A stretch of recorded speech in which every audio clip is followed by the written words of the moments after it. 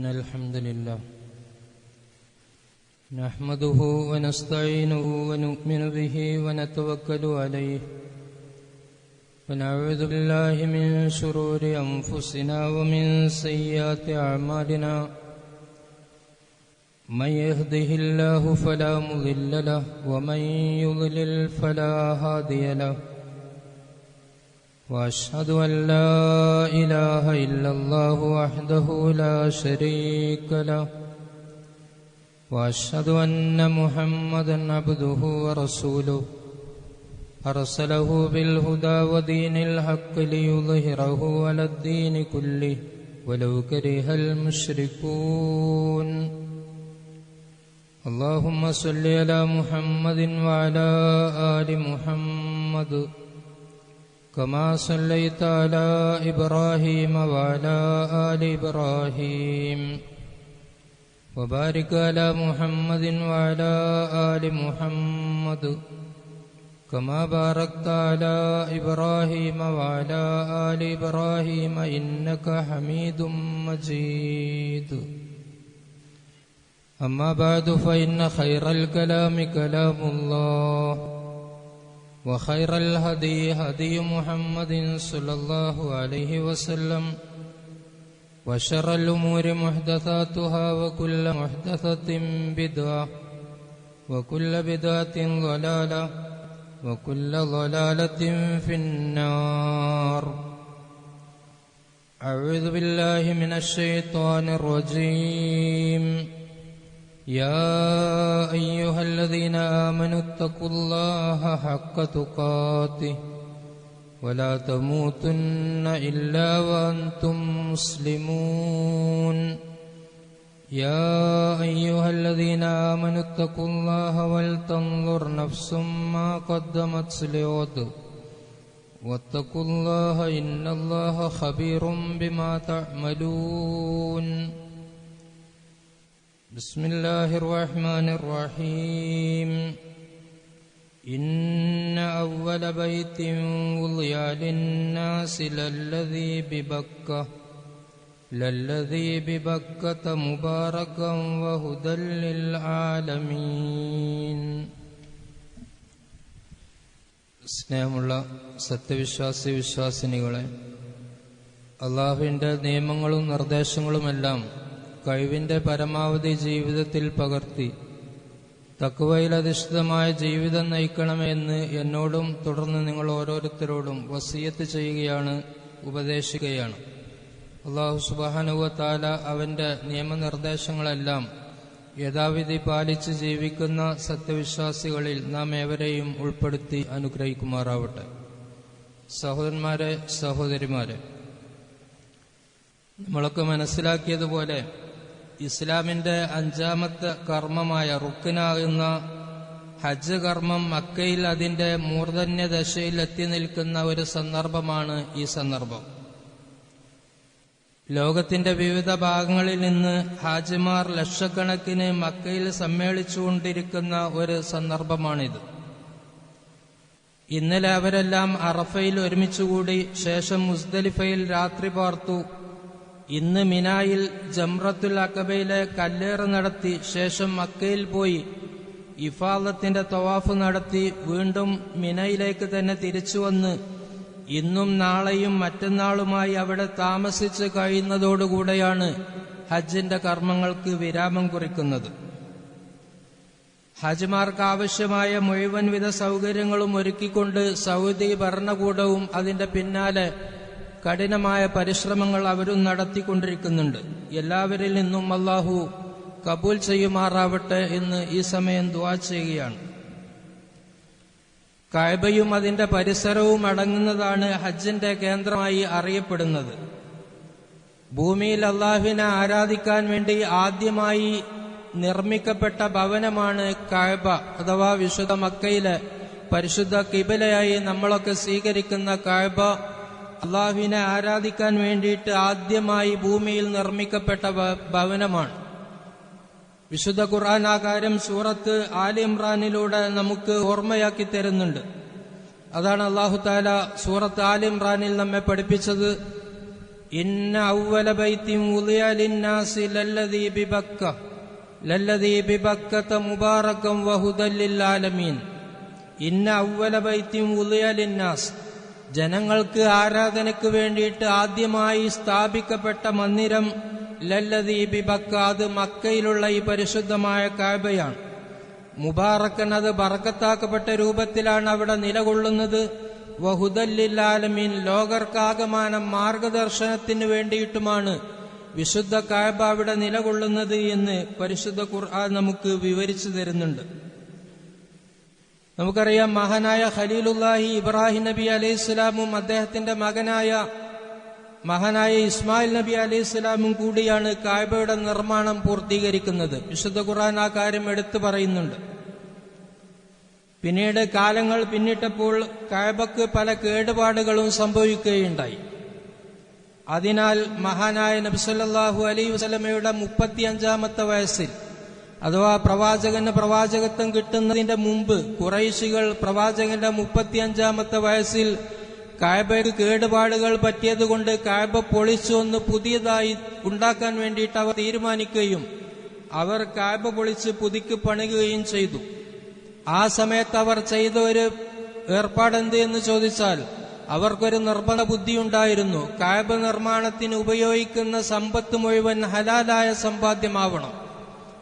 അതുകൊണ്ട് ഹലാലായ സമ്പാദ്യം മാത്രമേ കഅബ നിർമ്മാണത്തിൽ ഉപയോഗിക്കാൻ പാടുള്ളൂ എന്ന് അവർ തീരുമാനിച്ചതുകൊണ്ട് തന്നെ ആ ഹലാലായ സമ്പാദ്യം അവർക്കല്പം കുറവായതുകൊണ്ട് അവർ മഹാനായ ഇബ്രാഹിം നബി അലൈഹിസ്സലാം പണിത കഅബയിൽ നിന്ന് അല്പം ചുരുക്കിക്കൊണ്ട്, അല്പം കുറവ് വരുത്തിക്കൊണ്ടാണ് അവർ കഅബ നിർമ്മിച്ചത്.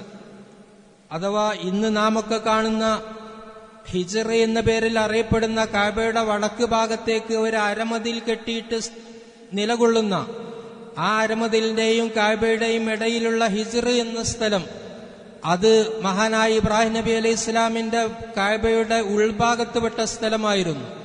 പക്ഷേ ഖുറൈശികൾ കഅബ പണിതപ്പോൾ അവർക്കത് പൂർത്തിയാക്കാൻ സാധിക്കാത്തതിന്റെ പേരിൽ, ഹലാലായ സമ്പാദ്യം അവർക്ക് കുറവായതിന്റെ പേരിൽ, ആ ഹലാലായ സമ്പാദ്യം മാത്രമേ കഅബ നിർമ്മാണത്തിൽ ഉപയോഗിക്കാൻ പാടുള്ളൂ എന്നവർക്ക് നിർബന്ധ ബുദ്ധിയുമുള്ളതുകൊണ്ട് അവര് കഅബ ഇബ്രാഹിം നബി അലൈഹി സ്വലാമിന്റെ അടിത്തറയിൽ നിന്ന് അല്പം ചുരുക്കിക്കൊണ്ടാണ് അവർ പണി കഴിച്ചത്.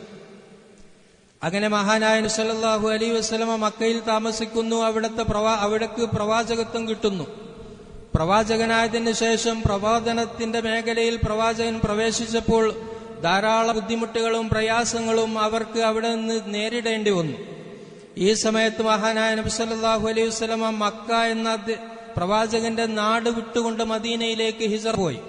മദീനയിൽ വെച്ച് പല യുദ്ധങ്ങളും പ്രവാചകൻ നേരിടേണ്ടി വന്നിട്ടുണ്ട്. ബദറും ഉഹുദും ഖന്തക്കുമൊക്കെ മദീനയിലെത്തിയതിന് ശേഷം പ്രവാചകൻ ആ യുദ്ധങ്ങളൊക്കെ നയിച്ചുകൊണ്ട് ശരിക്ക് ഇസ്ലാമികമായ ഒരു രാജ്യം തന്നെ മഹാനായ പ്രവാചകന് മദീനയിൽ സ്ഥാപിക്കാൻ സാധിച്ചു. തന്നെയുമല്ല, ഹിജ്റ 8-ാം വർഷം പ്രവാചകൻ മക്കയിലേക്ക് തിരിച്ചു വരികയും മക്കയിലുള്ള ആധിപത്യം പ്രവാചകൻ നേടിയെടുക്കുകയും ചെയ്തു. മക്ക ഫത്ഹ് എന്ന് പറയുന്നത് ഹിജ്റ 8-ാം വർഷം നടന്ന ഒരു സംഭവമാണ്.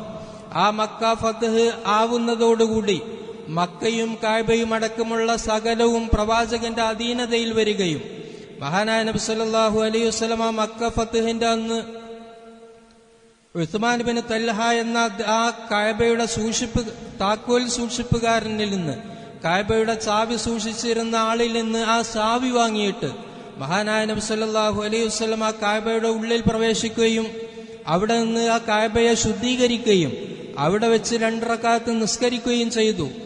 കഅബയും പരിസരവുമാകെ കുഫ്രിന്റെ മാലിന്യങ്ങളിൽ നിന്നെല്ലാം ശുദ്ധീകരിച്ചുകൊണ്ട് ആ ചാവി ഉസ്മാൻ ബിൻ തൽഹക്ക് തന്നെ ഏൽപ്പിച്ചു കൊടുത്തുകൊണ്ടാണ് മഹാനായ നബി സല്ലല്ലാഹു അലൈഹി വസല്ലം ആ കഅബയിൽ നിന്നും പിരിഞ്ഞുകൊണ്ട് മദീനയിലേക്ക് പ്രവാചകൻ യാത്രയായത്.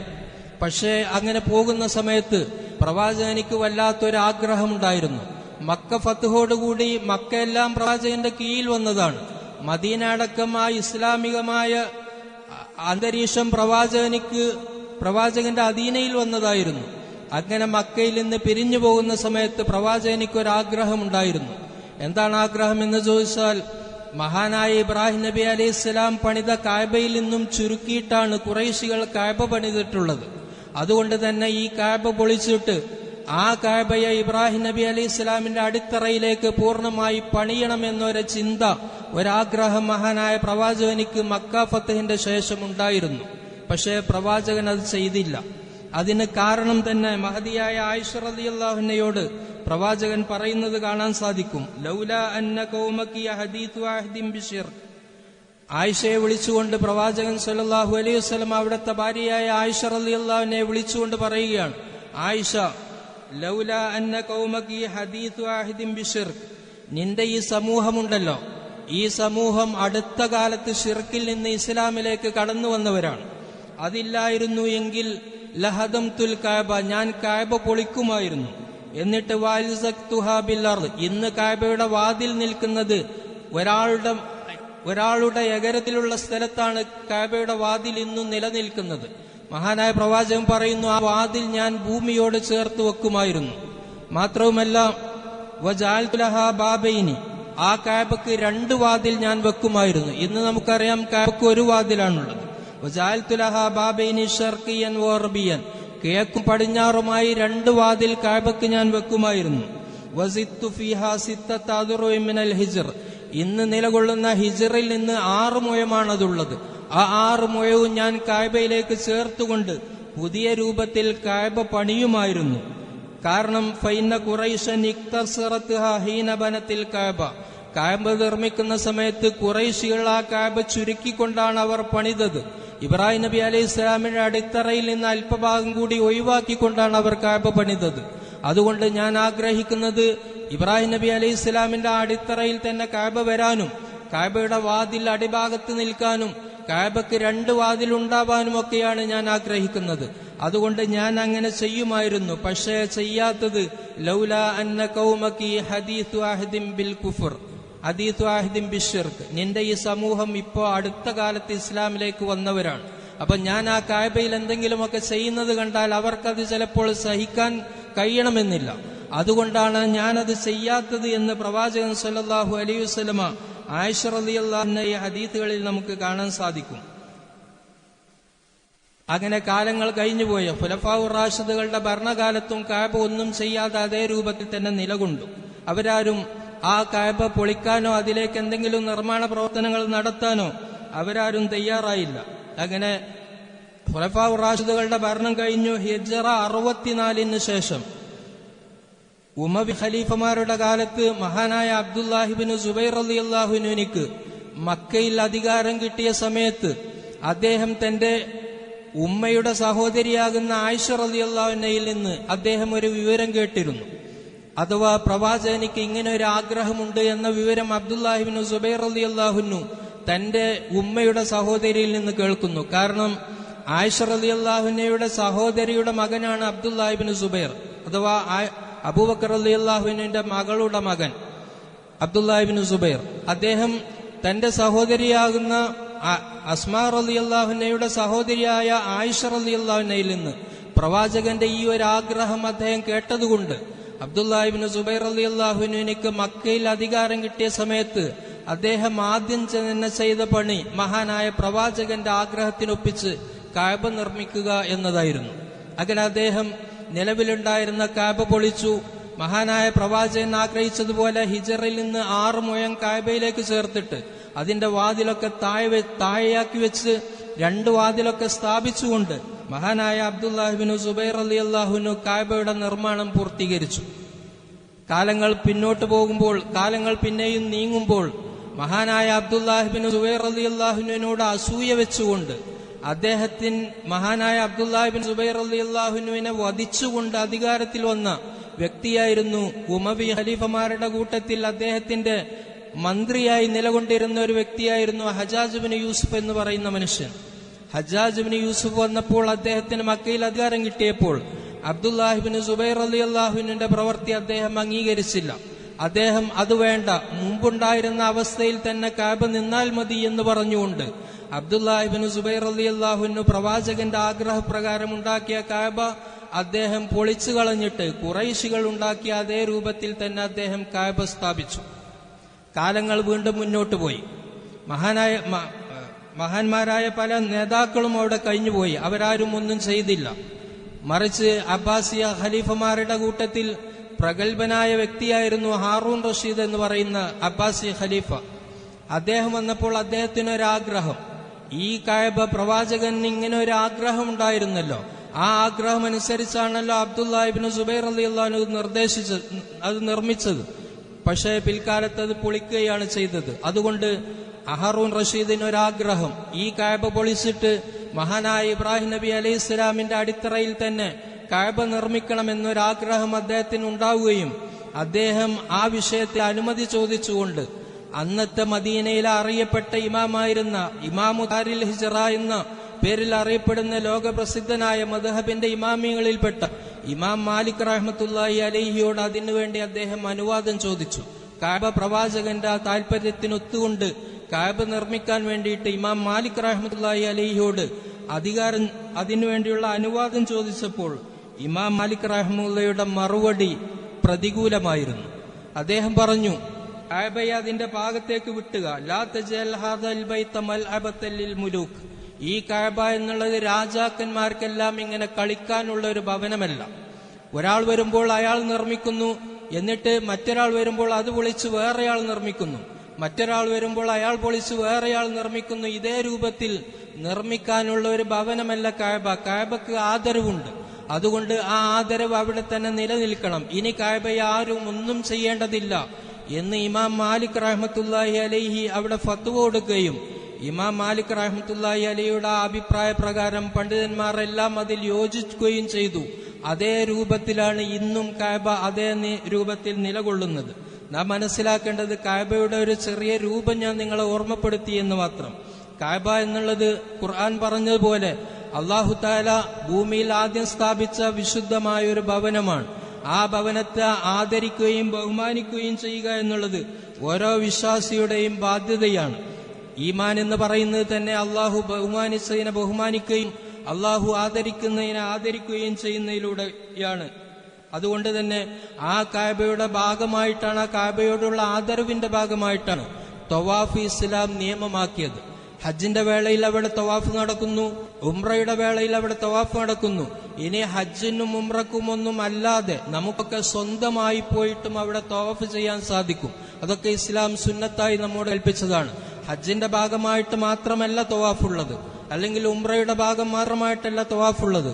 നമുക്ക് സൗകര്യമുള്ള സമയത്തൊക്കെ ആ കഅബയിൽ പോയി 7 തവണ ചുറ്റുന്ന തവാഫ് എല്ലാവർക്കും ചെയ്യാൻ ഇസ്ലാം നിയമമാക്കി സുന്നത്തായി കൽപ്പിച്ചിട്ടുണ്ട്. പക്ഷേ കഅബ തവാഫ് ചെയ്യുമ്പോൾ അവിടെ വുളു വേണം, ഔറത്ത് മറച്ചുകൊണ്ടായിരിക്കണം തവാഫ് ചെയ്യേണ്ടത്. അത് കഅബയോടുള്ള പ്രത്യേകമായൊരു ആദരവായിട്ട് ഇസ്ലാം നമ്മെ പഠിപ്പിച്ചതാണ്. വുളു ഇല്ലാതെ തവാഫ് ചെയ്യാൻ പാടില്ല. അതുപോലെ ശരിക്കും ഔറത്ത് മറയാത്ത രൂപത്തിലുള്ള തവാഫും അവിടെ നടത്താൻ പാടില്ല. മഹാനായ പ്രവാചകന്റെ കാലത്ത് ജാഹിലിയ കാലഘട്ടത്തിൽ അവര് ചെയ്തിരുന്നത്, പ്രവാചകൻ വരുന്നതിന്റെ മുമ്പ് ജാഹിലിയ കാലഘട്ടത്തിൽ നഗ്നരായി തവാഫ് ചെയ്യുന്ന രൂപമൊക്കെ കഅബയിൽ ഉണ്ടായിരുന്നു. പല ആളുകളും തവാഫിന് വരും, എന്നിട്ട് അവര് തവാഫ് ചെയ്യുമ്പോൾ നഗ്നരായി കൊണ്ടാണ് അവർ തവാഫ് ചെയ്യുക. എന്താണ് അതിന് കാരണമായി അവർ പറയുന്നത്? നാമൊക്കെ നമ്മുടെ ശരീരത്തിൽ എന്നും ധരിച്ചുകൊണ്ടിരിക്കുന്ന വസ്ത്രങ്ങളൊക്കെ പല ദോഷങ്ങളും നമ്മൾ ചെയ്യുന്നതാണ്. അതുകൊണ്ട് നമ്മൾ ദോഷം ചെയ്യുമ്പോഴൊക്കെ ധരിച്ചിരുന്ന വസ്ത്രമൊക്കെ അതൊക്കെ ഉടുത്തുകൊണ്ട് കഅബയുടെ ചുറ്റുഭാഗത്ത് തവാഫ് ചെയ്യാൻ പര്യാപ്തമായതല്ല. അതുകൊണ്ട് വസ്ത്രമില്ലാതെയാണ് തവാഫ് ചെയ്യേണ്ടത് എന്ന് സ്വയമായ സിദ്ധാന്തമുണ്ടാക്കിയിട്ട് അങ്ങനെ തവാഫ് ചെയ്യുന്ന ധാരാളം ആളുകൾ ജാഹിലിയ കാലഘട്ടത്തിലുണ്ടായിരുന്നു. മഹാനായ നബി സല്ലല്ലാഹു അലൈഹി വസല്ലം അവിടെ അധികാരം കിട്ടിയ ഉടനെ തന്നെ അവരോട് പറഞ്ഞു, ലാ യതൂഫന്ന ബിൽ ബൈത്തി ഒരിയാനായിട്ട് അഥവാ വസ്ത്രമില്ലാത്ത രൂപത്തിൽ ആരും തവാഫിന് വരാൻ പാടില്ല എന്ന് മഹാനായ നബി സല്ലല്ലാഹു അലൈഹി വസല്ലം അവിടെ അവരോട് നിർദ്ദേശിക്കുകയുണ്ടായി. കഅബയോടുള്ള ആദരവിന്റെ പേരിൽ പലതും ഇസ്ലാം നിർദ്ദേശിച്ചത് നമുക്ക് കാണാൻ സാധിക്കും.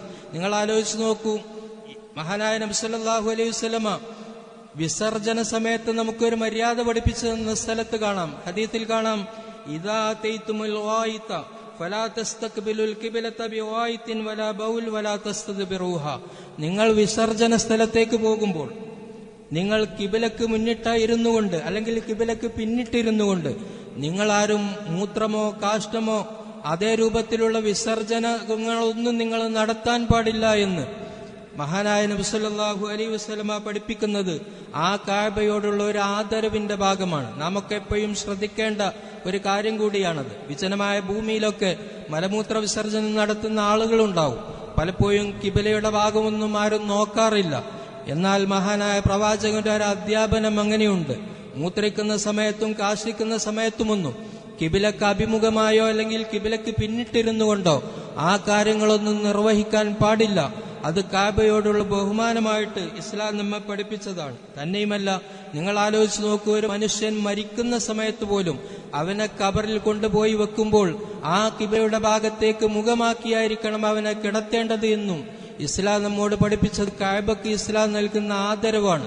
മഹാനായ നബി സല്ലല്ലാഹു അലൈഹി വസല്ലമ ഇസ്ലാമിന്റെ ആദ്യഘട്ടത്തിൽ ബൈത്തുൽ മുഖദ്ദസിലേക്ക് തിരിഞ്ഞായിരുന്നു കിബിലയായിട്ട് സ്വീകരിച്ചുകൊണ്ടായിരുന്നു നിസ്കരിച്ചിരുന്നത്. മദീനയിൽ വന്ന് 16 മാസങ്ങളോളം അങ്ങനെ തന്നെയാണ് പ്രവാചകൻ നിസ്കരിച്ചിരുന്നത്. പക്ഷേ പ്രവാചകനിക്ക് വല്ലാത്ത ആഗ്രഹമായിരുന്നു കഅബ കിബിലയായി കിട്ടുക എന്നത്. അങ്ങനെ പ്രവാചകന്റെ ആ ആഗ്രഹപ്രകാരം വിശുദ്ധ ഖുർആൻ ആയത്തിൽ പറയുന്നത് നമുക്ക് കാണാം. ഖദ് നറാ തഖല്ലുബ വജ്ഹിക ഫിസ്സമാ. ആകാശത്തിലേക്ക് തങ്ങൾ ഇങ്ങനെ നോക്കിക്കൊണ്ടേയിരിക്കും. ജിബ്രീൽ അലൈഹിസ്സലാം വഹിയുമായി വരുമോ എന്നാണ് ചിന്തിക്കുന്നത്. എന്താണ് വഹി? ഈ കഅബ കിബിലയാക്കി കിട്ടണം. അതാണ് പ്രവാചകന്റെ ആഗ്രഹം. ആ ആഗ്രഹം അല്ലാഹു തആല സാധിപ്പിച്ചു കൊടുക്കുകയും 16 മാസം മദീനയിൽ വെച്ച് ബൈത്തുൽ മുഖദ്ദസിലേക്ക് തിരിഞ്ഞ് നിസ്കരിച്ചതിന്റെ ശേഷം അള്ളാഹുവിന്റെ ഭാഗത്തിൽ നിന്നുള്ള വഹിയുണ്ടായി. ബൈത്തുൽ മുഖദ്ദസ് മാറിയിട്ട് മക്കയിലെ കഅബ കിബിലയാക്കി മദീനയിൽ നിന്ന് സ്ഥാപിക്കുകയും ചെയ്തു.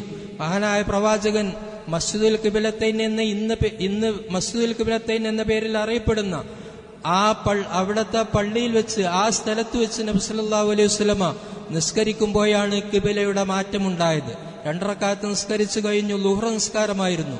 2 റക്അത്ത് നിസ്കരിച്ച സമയത്താണ് ഇനി നിങ്ങൾ കിബിലക്ക് മുന്നിട്ടുകൊണ്ടാണ് നിസ്കരിക്കേണ്ടത്, കഅബയിലേക്ക് മുന്നിട്ടുകൊണ്ടാണ് നിസ്കരിക്കേണ്ടത് എന്ന അറിയിപ്പ് പ്രവാചകനിക്കുണ്ടായപ്പോൾ ആ ഖിബ്ലത്തൈൻ എന്ന സ്ഥലത്ത് നിന്ന് മഹാനായ പ്രവാചകൻ കഅബയുടെ ഭാഗത്തേക്ക് തിരിയുകയും തന്റെ കൂടെ ഉണ്ടായിരുന്ന അനുയായികളൊക്കെ അതേ രൂപത്തിൽ തിരിഞ്ഞ് നിസ്കരിക്കുകയും അങ്ങനെ ആ നിസ്കാരം പൂർത്തിയാക്കുകയും ചെയ്തതായിട്ടൊക്കെ ചരിത്രത്തിൽ നമുക്ക് കാണാൻ സാധിക്കും. അതുകൊണ്ട് നാം കൃത്യമായി മനസ്സിലാക്കേണ്ടത്, ഹജ്ജും ഉംറയും ഒക്കെ മക്കയിൽ നടക്കുമ്പോൾ ആ സ്ഥലങ്ങൾക്കും അവിടെയുള്ള പ്രധാനമായ കേന്ദ്രങ്ങൾക്കുമൊക്കെ അള്ളാഹു പരിശുദ്ധമായ സ്ഥാനങ്ങളൊക്കെ നൽകി ആദരിച്ചിട്ടുണ്ട് എന്നത് കൃത്യമായി നമ്മൾ മനസ്സിലാക്കുക.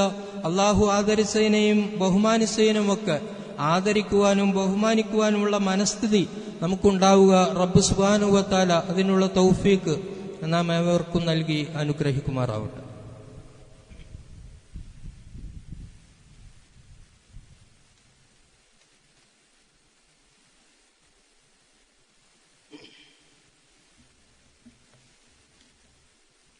അൽഹംദുലില്ലാഹ് വസ്സലാത്തു വസ്സലാമു അലാ റസൂലില്ലാഹ് വഅലാ ആലിഹി വഅസ്ഹാബിഹി അജ്മഈൻ. അമ്മാ ബഅദ്. ഫത്തഖുല്ലാഹ ഇബാദല്ലാഹ്.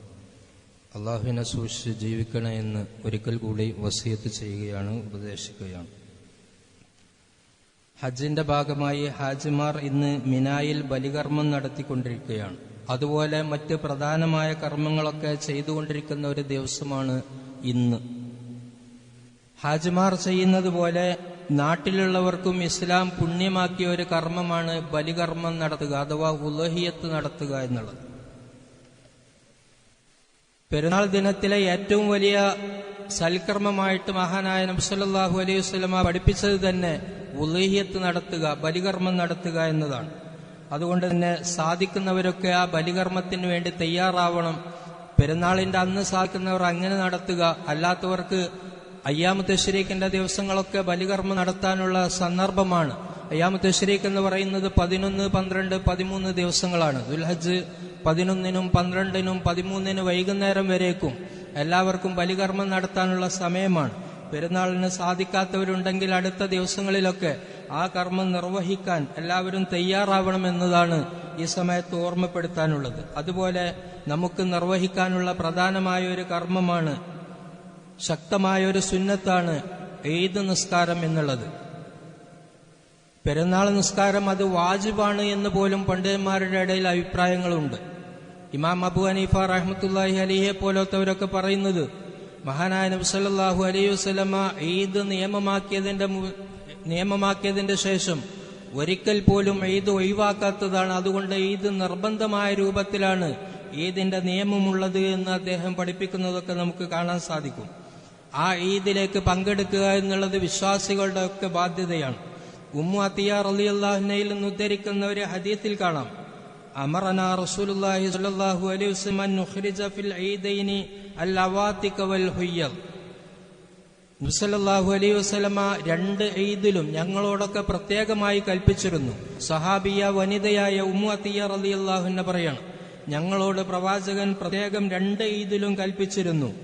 ആ ഈദിലൊക്കെ ഞങ്ങൾ വീട്ടിലുള്ള കന്യകളായ സ്ത്രീയെയും അതുപോലെ ആർത്തവകാരികളായ സ്ത്രീകളെ വരെ ഈദ് മുസല്ലയിലേക്ക് കൊണ്ടുവരാൻ വേണ്ടി പ്രവാചകൻ പ്രത്യേകം ഞങ്ങളോട് കൽപ്പിച്ചിരുന്നു. എന്നിട്ട് പ്രവാചകൻ ഞങ്ങളോട് നിർദ്ദേശിക്കും, ആർത്തവകാരികളാണ് എങ്കിൽ അവർ നിസ്കാരത്തിൽ നിന്ന് മാറി നിന്നാൽ മതി, എന്നാലും അവർ ആ ഈദിന്റെ ആ ബറക്കത്തിന് വേണ്ടി ഈദിൽ അവർ പങ്കെടുക്കണമെന്ന് മഹാനായ നബി സല്ലല്ലാഹു അലൈഹി വസല്ലമ ഞങ്ങളോട് നിർദ്ദേശിച്ചിരുന്നു എന്ന് ഉമ്മു അത്തിയ റളിയല്ലാഹു അൻഹ പറയുന്നതായിട്ട് ഹദീസുകളിൽ നമുക്ക് കാണാൻ സാധിക്കും. അതുകൊണ്ട് നമ്മളെല്ലാവരും ആരും ഒഴിയാതെ ഈദ് മുസല്ലയിൽ പങ്കെടുക്കാൻ നമ്മളൊക്കെ പ്രത്യേകം ശ്രദ്ധിക്കണം. നാം മാത്രമല്ല ഈദിൽ പങ്കെടുക്കേണ്ടത്, നമ്മുടെ വീട്ടിലെ നമ്മുടെ ഭാര്യമാര്, നമ്മുടെ ഉമ്മമാര്, നമ്മുടെ സഹോദരിമാര്, അതുപോലെ നമ്മുടെ കുട്ടികൾ, മുഴുവൻ ആളുകളെയും ഈദിലേക്ക് പങ്കെടുക്കുക എന്നുള്ളത് നാം കൃത്യമായി ശ്രദ്ധിക്കേണ്ട ഒന്നാണ്. കാലാവസ്ഥ അനുകൂലമാണ് എങ്കിൽ നാം ഈ പ്രാവശ്യം ഈദ് വലിയ പെരുന്നാൾ നിസ്കാരം പള്ളിയുടെ അടുത്തുള്ള നമ്മൾ സാധാരണ നടത്തി വരാറുള്ള ഡോക്ടറുടെ വീട്ടിന്റെ മുറ്റത്ത് വെച്ച് തന്നെ നടത്താനാണ് ഉദ്ദേശിക്കുന്നത്. കാലാവസ്ഥ അനുയോജ്യമാണ് എങ്കിൽ. അനുയോജ്യമല്ല എങ്കിൽ മാത്രമാണ് പള്ളിയിലേക്ക് മാറുകയുള്ളൂ. അനുയോജ്യമാണ് എങ്കിൽ നമ്മൾ ഈദ് നടത്തുന്നത് സാധാരണ നടത്തി വരാറുള്ള ആ ഈദ് മുസല്ലയിൽ വെച്ച് തന്നെ ആയിരിക്കും എന്ന കാര്യം കൂടി ഓർമ്മപ്പെടുത്തുകയാണ്. അതുപോലെ ഈദ് നമ്മൾ നിർവഹിക്കാൻ ഉദ്ദേശിക്കുന്ന സമയം 7:20 കണ്ടിട്ടുള്ളത്. അതുകൊണ്ട് കൃത്യമായ 7:20 തന്നെ, അതിന്റെ മുമ്പായിട്ട് തന്നെ എല്ലാവരും ഈദിൽ മുസല്ലയിൽ വരികയും തക്ബീറുമായി കഴിഞ്ഞുകൂടുക, ഇതൊക്കെയാണ് ഈദിന്റെ ദിവസം നമ്മൾ ചെയ്യേണ്ടത്. അതുപോലെ ഈദിലേക്ക് വരുമ്പോൾ പാലിക്കേണ്ട മര്യാദകളൊക്കെ പാലിച്ചുകൊണ്ട് ഈദിലേക്ക് വരിക എന്നതും പ്രവാചകൻ സുന്നത്താക്കിയ പല കാര്യങ്ങളും ഈദിന്റെ ദിവസം നമ്മൾ ശ്രദ്ധിക്കേണ്ടതുണ്ട്. കുളിക്കുക, നല്ല വസ്ത്രം ധരിക്കുക, സുഗന്ധം ഉപയോഗിക്കുക, ഇതൊക്കെ ഇസ്ലാമിൽ പ്രത്യേകമായി പ്രേരണയുള്ള കാര്യങ്ങളാണ് എന്ന് കൃത്യമായി നമ്മൾ മനസ്സിലാക്കുക. അതുപോലെ ഈദിലേക്ക് വരുമ്പോൾ ഒരു വഴിയിലൂടെ വരികയും തിരിച്ചു പോകുമ്പോൾ മറ്റൊരു വഴിയിലൂടെ പോവുകയും ചെയ്യുക എന്നത് പ്രവാചകൻ ചര്യയാക്കിയ ഒരു ചര്യയാണ് എന്നത് നാം മറക്കാതിരിക്കുക. അതുപോലെ വലിയ പെരുന്നാൾ ഈദിലേക്ക് വരുമ്പോൾ ഒന്നും കഴിക്കാതെ വരലാണ് സുന്നത്തായിട്ട് പ്രവാചകൻ സ്വീകരിച്ചിരുന്ന ഒരു ശൈലി അതായിരുന്നു. അഥവാ ചെറിയ പെരുന്നാളിനൊക്കെ നമ്മൾ എന്തെങ്കിലും ചെറിയ രൂപത്തിൽ ഭക്ഷണം കഴിച്ചുകൊണ്ടാണ് ഈദിലേക്ക് വരുന്നത് എങ്കിൽ വലിയ പെരുന്നാളിന് ഒന്നും കഴിക്കാതെ വരലാണ് പ്രവാചകന്റെ ചര്യ എന്ന് ഹദീസുകളിൽ നമുക്ക് കാണാൻ സാധിക്കും. അതുപോലെ പെരുന്നാളിന്റെ തൊട്ടടുത്ത 3 ദിവസങ്ങളാണ് അയ്യാമു തശ്രീഖിന്റെ ദിവസം എന്ന് പറയുന്നത്. ആ ദിവസത്തിൽ നോമ്പ് നോൽക്കലൊക്കെ ഇസ്ലാം നിഷിദ്ധമാക്കിയ കാര്യങ്ങളാണ്. അയ്യാമു തശ്രീഖ് എന്ന് പറയുന്നത് ദുൽഹജ്ജ് 11, 12, 13 ദിനങ്ങളാണ്. ഈ ദിവസങ്ങളിൽ നോമ്പ് നോൽക്കാൻ പാടില്ല എന്ന് പണ്ഡിതന്മാർ പഠിപ്പിക്കുന്നത് ഹദീസിന്റെ അടിസ്ഥാനത്തിൽ നമുക്ക് കാണാൻ സാധിക്കും. അയ്യാമു അക്ലിം വശുർബിം വദിക്രില്ല, ഈ ദിവസത്തെക്കുറിച്ച് അയ്യാമു തശ്രീഖിന്റെ ദിനങ്ങളെക്കുറിച്ച് പ്രവാചകൻ പരിചയപ്പെടുത്തിയത് അയ്യാമു അക്ലിം വശുർബിൻ വദിക്രില്ല, അത് തിന്നാനും കുടിക്കാനും അതുപോലെ അള്ളാഹുവിനെ സ്മരിക്കാനുമുള്ള ദിനങ്ങളായിട്ടാണ് ആ ദിനങ്ങളെ ഉപയോഗപ്പെടുത്തേണ്ടത് എന്ന് നബി സല്ലല്ലാഹു അലൈഹി വസല്ലമ പറയുന്നതൊക്കെ ഹദീസിൽ കാണാൻ സാധിക്കും.